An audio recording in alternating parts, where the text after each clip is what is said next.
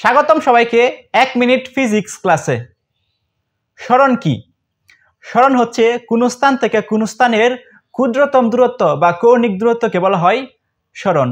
Think about, এটা ধরেন একটা বিন্দু, এটার নাম দিলাম আমি এ বিন্দু। এটা ধরেন একটা বিন্দু, এই বিন্দুর আমি নাম দিলাম হচ্ছে বি বিন্দু। এখন এ বিন্দু থেকে বি বিন্দু নিয়ে এভাবে যাওয়া যায়, এভাবে যাওয়া যায়, এভাবে যাওয়া যায়। অর্থাৎ এ থেকে বি বিন্দুতে আমি যেন কতভাবে যেতে পারি সেটার বিন্যাস সমাবেশ করে পৃথিবীতে শেষ করা যাবে না। এখন আমি সরণের ডেফিনেশন কি বলছি? কোন স্থান থেকে কোন স্থানের কৌণিক বা ক্ষুদ্রতম দূরত্বকে বলা হয় সরণ। তার মানে এই স্থান থেকে আমি সহজেই কৌণিক ভাবে যেতে পারি বা সরণ সোজা যেতে পারি। সো এ বিন্দু থেকে বি বিন্দুতে আমি সহজেই বা কৌণিক বা ক্ষুদ্রতম দূরত্ব হচ্ছে এভাবে যাওয়া। তার মানে এটাই হচ্ছে আমার একটা সরণ।